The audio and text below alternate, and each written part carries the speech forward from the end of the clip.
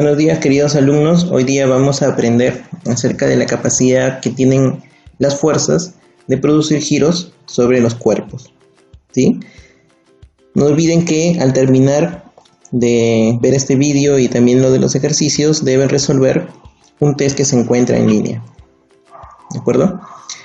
Con respecto a los nombres, hay que ponernos de acuerdo. Cada vez que nos refiramos a la capacidad que tiene una fuerza de producir un giro, vamos a referirnos a esta como el momento de esa fuerza o también el torque de esa fuerza. Ya no se olviden entonces, torque significa la capacidad que tiene una fuerza de producir giro. Como veremos después, esta magnitud es de tipo vectorial, ¿de acuerdo?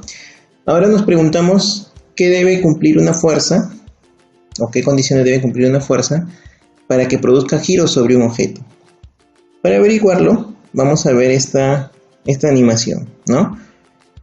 Si quitamos los apoyos, obviamente aquí nos damos cuenta que en primer lugar depende de la fuerza aplicada.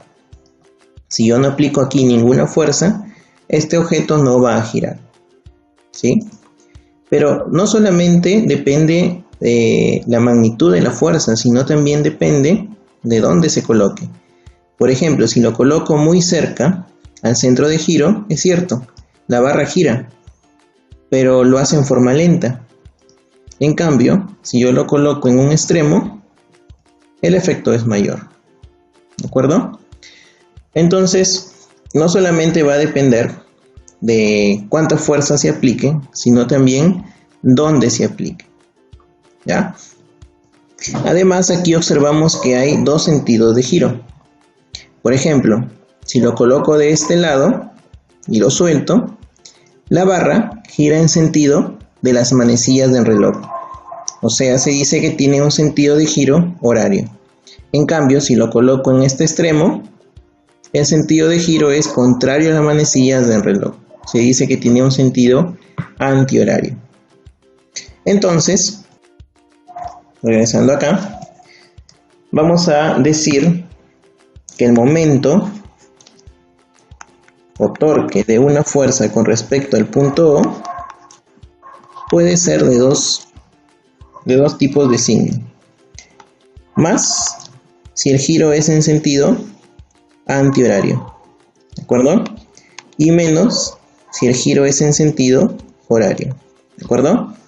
Hemos dicho también que a mayor fuerza, mayor capacidad de giro. Y se acuerdan que teníamos nuestra barra más o menos por acá, algo así. Y aquí estaba la barra, por aquí estaba, por decir, giró, y el peso al ser vertical siempre formaba un ángulo de 90 grados, ¿verdad? A esta distancia que hay entre el punto de aplicación y el centro de giro vamos a llamarle L, ¿ya? Entonces, siempre que la fuerza sea perpendicular a la barra, vamos a decir entonces que este momento es proporcional tanto a la fuerza como a esa distancia. Entonces vamos a ponerle acá F por L. Ojo, esto es válido siempre que F sea perpendicular a L. Pero eso no siempre es así. Por ejemplo, aquí en esta serie de figuras, esto lo pueden hacer ustedes en casa, cogen una escoba y intentan levantarla con una sola mano. Como más o menos ahí se darán cuenta, el esfuerzo que uno hace en las manos no es el mismo, a pesar de que el peso aplicado es constante y la distancia L también. ¿Por qué entonces se siente como que si en esta posición el esfuerzo fuera máximo? Porque como menciona acá, no solamente depende de la fuerza y de la distancia L, sino también del ángulo, ¿de acuerdo? En general, miren, si ustedes, vamos a hacer lo siguiente, vamos a dibujar, por ejemplo, en esta posición 1, vamos a dibujar el peso, ¿ya? Como ustedes bien saben, el peso es vertical. Si yo descompongo el peso en direcciones paralelas al palo de escoba, y perpendiculares a ella, nos damos cuenta de lo siguiente. A ver, tenemos un vector por acá, que sería la componente vertical o perpendicular al palo de escoba. Y por acá tendríamos una componente paralela a ese plano. ¿De acuerdo? A ver. ¿Sí? Ahí está. Si nosotros regresamos a esta animación, ¿qué creen que ocurra si, por ejemplo, a este niño se le pone justo al centro? No va a pasar nada. ¿Por qué? Porque el peso de este niño está pasando ¿por dónde? Por el punto de giro. ¿De acuerdo? Entonces, si una fuerza pasa por el centro de giro, no tiene capacidad de hacer girar a ese objeto. Y diríamos que su torque o momento es nulo. Justamente esto ocurre con la componente verde, la componente azul que ustedes ven aquí en pantalla. ¿Sí? Esta componente azul, observen, actúa hasta en una línea que pasa por el centro de giro. Entonces, este componente azul no va a tener momento. La única que está haciendo girar al objeto es esta componente naranja. ¿Sí? Ahora, comparen esta componente naranja. Al ser el cateto de este triángulo, tiene una magnitud menor al peso, ¿verdad? Pero ¿qué ocurre en la posición 3, en esta de acá? Si acá dibujamos el peso va a coincidir con el vector naranja. ¿Sí? Porque aquí ya no habría descomposición. Ya la fuerza en sí es perpendicular a la barra. Y esta fuerza, obviamente va a ser mayor que esta fuerza naranja. Por consiguiente, va a querer o requerir un mayor esfuerzo en sostener la escoba en esta posición que en esta. Es mucho más fácil sostenerla, por ejemplo, en la última posición. Si nosotros acá hacemos una descomposición del peso, miren, por acá estaría el peso.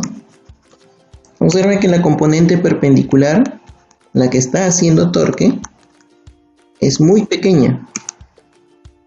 Apenas es esto, ¿no? Entonces es bastante sencillo y no requiere mucho esfuerzo mantener a la escoba en esta posición. En cambio, en la posición central, en la posición 3, es mucho más difícil mantener el equilibrio.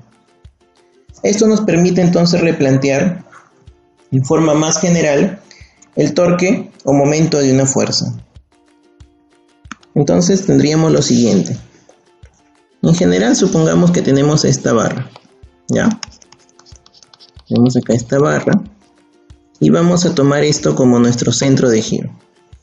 Y vamos a suponer en general que tenemos una fuerza que no es necesariamente perpendicular a la barra. Vamos a ponerla por aquí. ¿De acuerdo? Sabemos que aquí hay dos componentes, una paralela a la barra, vamos a ponerla así, F paralela, y una componente que es perpendicular a la barra. Vamos a ponerle F perpendicular, ¿de acuerdo? A esta fuerza azul vamos a llamarle la fuerza F. ¿Sí? A ver, aquí están nuestros ejes de descomposición como es usual. Y vamos a definir este ángulo, el ángulo que forma la fuerza F con la barra. Este ángulo por geometría es igual al de acá. Entonces, este F perpendicular sería igual a ¿quién? A la fuerza F multiplicado por el seno del ángulo. ¿De acuerdo? Por lo tanto, en general, el momento de la fuerza F con respecto al punto O puede ser positivo o negativo y sería igual a F por L por el seno del ángulo. ¿Ya? A esto de aquí,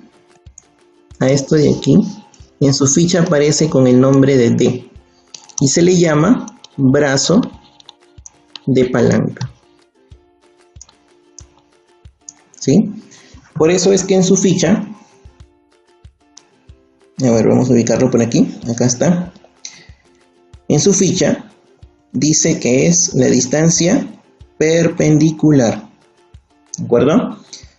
Entonces el momento torque va a ser el producto de la fuerza F por su brazo de palanca. Ya el brazo de palanca es la distancia perpendicular que hay del punto de apoyo, del punto de giro, perdón, al punto de aplicación de la fuerza, ¿de acuerdo? Toda fuerza la pueden descomponer en una paralela a la barra que está girando y en una perpendicular a ella. Y la única que va a hacer girar a la barra es esta, la que es perpendicular, ¿de acuerdo? Habíamos dicho que el momento era una cantidad vectorial. Lo que ustedes están viendo aquí, esto de aquí, esto, en realidad es el módulo, ¿ya? ¿Cuál es la dirección del vector momento? A ver, si ustedes recuerdan un poquito el tema de vectores, bueno, esto solamente lo vamos a mencionar, por el momento no lo vamos a usar. Esta expresión proviene de esta otra. Si nosotros consideramos vectores, proviene de esta expresión. Vamos a borrar esto acá. Proviene de F por L, donde este por es el famoso producto vectorial. ¿Sí? ¿Y por qué se caracteriza el producto vectorial? Porque el vector que resulta de multiplicar dos vectores en forma vectorial está en un plano es perpendicular al plano que forman estos dos. ¿Ya? O sea que el vector momento no está en el plano ni de F ni de L. Si nosotros queremos hacernos una idea, esto lo podemos ubicar en nuestra ficha de teoría. Acá está en la página 12. ¿Sí? El vector momento está en un plano perpendicular al que hace la barra en este caso y la fuerza, ¿ya? Entonces el vector momento no está o no es coplanar a estos dos vectores, está es perpendicular al plano que forman ellos, ¿de acuerdo? Bien, entonces cuando queramos calcular el momento de una fuerza, no olviden que tenemos que buscar distancias perpendiculares. Y hay al menos dos maneras de hacerlo, ¿sí?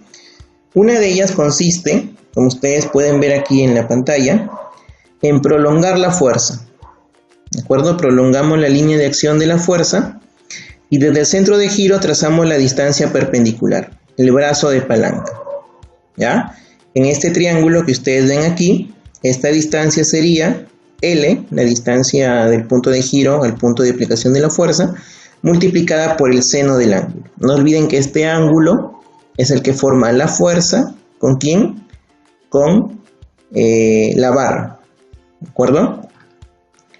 Y esta es la expresión que vamos a tener. Bueno, aquí hemos tomado el signo más, porque si esta fuerza está haciendo girar a esta barra, la barra va a girar en sentido antihorario. Si lo pueden visualizar, ¿verdad? Aquí ya está, en sentido antihorario, ¿de acuerdo? O si no, tenemos que descomponer la fuerza, ¿de acuerdo? Es lo que habíamos hecho anteriormente, ¿sí? Si yo tengo la fuerza F, hago mi rectángulo y procedo a hacer la descomposición. Solamente una observación aquí, más que todo como advertencia. Cuando haga la descomposición, ¿ya? Los vectores componentes no los vayan a dibujar en estos lados, ni aquí ni acá, ¿ya? No deben dibujarlos ahí, sino donde deben dibujarlos para el lado donde está el punto de aplicación. Aquí deben dibujarse los vectores, ¿de acuerdo? No se confundan, porque si ustedes van a dibujarlo, por ejemplo, en la posición naranja, podrían confundirse y considerar a esto como una distancia adicional, y esa distancia no existe, sino que simplemente surge por la forma en cómo estoy descomponiendo el vector F, ¿ya? No se olviden, los vectores deben ubicarlos de tal manera que coincidan sus puntos finales con el punto de aplicación de la fuerza original que están considerando. ¿De acuerdo? En este caso, por ejemplo, F1, que es la componente perpendicular a la barra, es la que está haciendo momento. ¿Ya? Muy bien. Entonces, con eso, tenemos que existen dos casos extremos. Un momento mínimo, que no necesariamente significa que no se esté aplicando fuerza. El momento mínimo podría ser o podría ocurrir también cuando la fuerza actúa de tal manera que su línea de acción pasa por el centro de giro. ¿Ya? Entonces el momento mínimo va a ser ¿cuál? 0. ¿De acuerdo? En cuanto al momento máximo, ya lo habíamos indicado anteriormente, va a ocurrir cuando la dirección de la fuerza sea perpendicular a la barra. En ese caso, el brazo de palanca coincidiría con la distancia que hay entre el centro de giro y el punto de aplicación. ¿De acuerdo? Antes de continuar, me olvidaba sobre las unidades. Hacer el producto de una fuerza por una distancia, entonces las unidades en el sistema internacional del momento serían las unidades o el producto de unidades de la fuerza por el producto de unidad, en este caso, de una longitud. Es decir, Newton por metro. ¿Ya? Esas van a ser las unidades internacionales del momento. En otros sistemas, en vez de metro, por ejemplo, podría ser el centímetro o el newton, su respectiva unidad en el sistema que estén trabajando. ¿De acuerdo? Muy bien, entonces ya tenemos alcanzado el primer objetivo, que era analizar qué factores hacían que una fuerza haga girar a un objeto.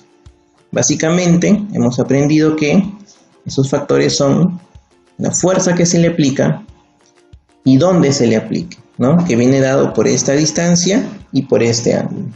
¿Ya? Muy bien, como ustedes bien saben, sobre un objeto pueden actuar varias fuerzas. ¿De acuerdo? ¿Qué hacer cuando tengo varias fuerzas? A ver, vamos a usar un resultado que se llama el teorema de Varignon. ¿De acuerdo? En principio, en primer lugar, debemos hablar del momento resultante. Si sobre un objeto actúan varias fuerzas, ¿ya? Entonces yo puedo hablar el momento de la resultante con respecto al mismo punto. Recuerden que había momentos positivos y negativos. Entonces el momento de la resultante va a ser la suma de los momentos de todas estas fuerzas. Algunas serán positivas y algunos tendrán momento negativo. Entonces sería una suma algebraica. ¿De acuerdo? Ahora sí, el teorema de Varignon dice que yo puedo reemplazar varias fuerzas, ¿de acuerdo?, que están actuando sobre un objeto. El momento de estas fuerzas puede ser reemplazado por el momento de una única fuerza, que en este caso sería la resultante. ¿De acuerdo? Aquí se respetan los signos, ¿ya? No se olviden, si el momento de la fuerza es antihorario, va a ser entonces positivo, como es el caso de la fuerza F1 y la fuerza F3. Para darnos cuenta, por ejemplo, en qué sentido giraría bajo la acción de F3, elimino a F1 y elimino a F2, y si solamente me quedo con esto, me doy cuenta que la barra va a girar en sentido antihorario. Por eso tiene signo positivo. En cambio, si yo elimino, por ejemplo, a F1 y elimino a F3 y solamente me quedo con F2, la barra va a girar en sentido horario. Por eso tiene signo negativo. Pero ojo, lo importante aquí es que todos estos momentos son con respecto al mismo punto. Una aclaración aquí. Estamos hablando del momento de la resultante, más no de la resultante, ¿ya? No vayan a pensar que este R sería F1 más F3 menos F2, por si acaso. ¿Por qué? Porque ustedes ven acá que aquí hay un apoyo, ¿no? Y por lo tanto aquí habría una reacción. Vamos a ponerle R1, ¿de acuerdo? La resultante, esta de acá, incluye a R1. Bueno, ahí dependerá de las magnitudes para ver si es positivo o negativo.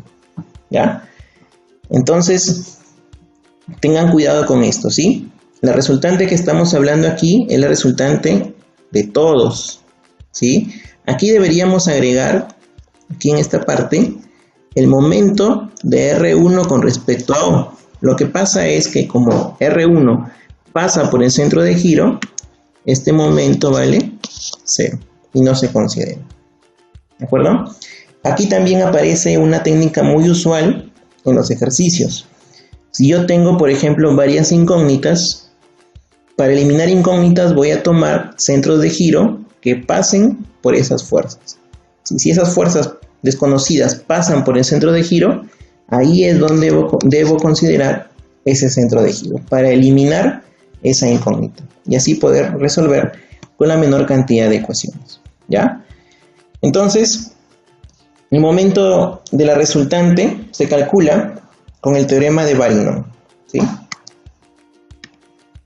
Entonces, el teorema nos dice que para poder calcular el momento de la resultante, simplemente hay que sumar en forma algebraica los momentos de las fuerzas componentes. ¿De acuerdo? Algunas serán positivas porque hacen que gire ese objeto en sentido antihorario y otras serán negativas porque lo hacen girar en sentido horario. ¿De acuerdo? Bien, ahora llegamos a la parte principal de este tema, la segunda condición de equilibrio. Básicamente a esto se refiere a que el objeto presenta aquí dos opciones. Vamos a poner acá. O está en reposo, ¿ya? Está en reposo. O está girando, pero con movimiento circular uniforme. ¿De acuerdo? ¿Puede estar girando? Sí, pero si lo está haciendo, debe hacerlo con movimiento circular uniforme. ¿De acuerdo? ¿Qué quiere decir eso? Quiere decir entonces que si aplicamos el teorema de Varignon, nos da dos caracterizaciones, ¿no? Esta formulita de arriba sería 0, y si este componente, esta suma algebraica, lo paso al otro lado, tengo esta igualdad. La suma de momentos que hacen que el objeto gire en sentido antihorario debe ser igual a la suma de momentos de las fuerzas que hacen que el objeto gire en sentido horario. De estas dos maneras yo puedo escribir la segunda condición de equilibrio. ¿De acuerdo? Entonces básicamente lo que me dice esta segunda condición es que si el momento resultante es 0, se cumple dos cosas. Una de dos, o está en reposo o está girando con movimiento circular uniforme. Ejemplo de esto, podemos poner un ventilador. Cuando alcanza su velocidad nominal, gira con velocidad constante y estaría cumpliendo la segunda condición de equilibrio. Como ejemplo vamos a considerar lo siguiente. A ver, vamos a poner nuestras reglas y vamos a sentar a este señor de 80 kilos en este lado, a 1 metro del centro de giro. Ya, vamos entonces a tener que este señor tiene un torque de 800 Nm, ¿verdad? Su peso es 800, supone que la gravedad es 10 y la distancia que es 1. Ponemos a este niño, por ejemplo, a esta distancia de 2 metros y no pasa nada, ¿no? Porque su torque es menor. Esto sería 200 de fuerza, 200 newtons, y una distancia de 2 metros sería 400. Le faltaría todavía, ¿de acuerdo? Vamos a apoyarnos entonces. A ver, esto es 3 medios. Vamos a poner acá un bloque de 20 kilos a 1,5 metros, ¿de acuerdo? Aún le falta, ¿verdad? ¿Cuánto le falta? A ver, 3 medios de 20 sería, o de 200, perdón, es 300, más 400, 700, solamente faltan 100. Entonces cogemos acá una masa de 10 para generar un peso de 100, lo colocamos a 1 metro, y de esta forma el torque de este señor se equilibra con los torques de estos ladrillos y de este niño. Así funciona la segunda condición de equilibrio. Para que un objeto se encuentre en ese estado, observen la suma de torques, en este caso negativos, porque hacen girar a la barra en sentido horario, es igual al torque positivo de este señor. ¿De acuerdo? ¿Ya? Hay un caso particular de momento, que es el generado por una cupla o par de fuerzas. En primer lugar, ¿qué cosa es una cupla? A ver, básicamente una cupla es aquel par de fuerzas, dos fuerzas, ¿sí? Vamos a poner por acá, por ejemplo, una barra, cualquiera, y dos fuerzas que son paralelas, ¿ya? Entonces vamos a dibujar acá, por ejemplo, esta línea y esta otra. Entonces por acá tengo una fuerza que voy a llamarle F1, que apunta hacia un lado de la línea paralela, y por el otro voy a tener una fuerza que vamos a llamarle F2, pero que apunte en dirección contraria. Para que sea cupla se debe cumplir que estas dos fuerzas deben ser de igual modo, ¿ya? Actúan en direcciones paralelas, son de igual módulo, pero de sentido contrario, ¿de acuerdo? ¿Cómo calcular el momento de un par de fuerzas? A ver, si yo por ejemplo tomo un centro de giro por aquí, no se olviden, debemos buscar distancias perpendiculares, ¿no? Entonces como son paralelas, vamos a llamarle esta distancia D, y esta distancia vamos a llamarle D1, ¿de acuerdo? ¿Qué sentido de giro tiene F1? Claramente se ve que F1 haría girar a esa línea punteada en esa dirección, ¿verdad? O sea, en sentido antihorario, y sería entonces positivo. En cambio, F2 lo haría girar en sentido horario y sería negativo. ¿De acuerdo? Si consideramos la segunda condición de equilibrio, entonces, si consideramos el teorema de Varino, el momento de la resultante con respecto al punto O sería el momento de F1 más el momento de F2, considerados ambos con respecto al mismo punto. F1 es el que era positivo, ¿verdad? Y la distancia o su brazo de palanca sería ¿quién? D1. Entonces vamos a ponerle F1 por D1. F2 tiene momento negativo. ¿Y su brazo de palanca quién es? D1 más D. Vamos a poner esto por acá. Sería D1 más D. Como F1 es igual a F2, entonces vamos a ponerlo así.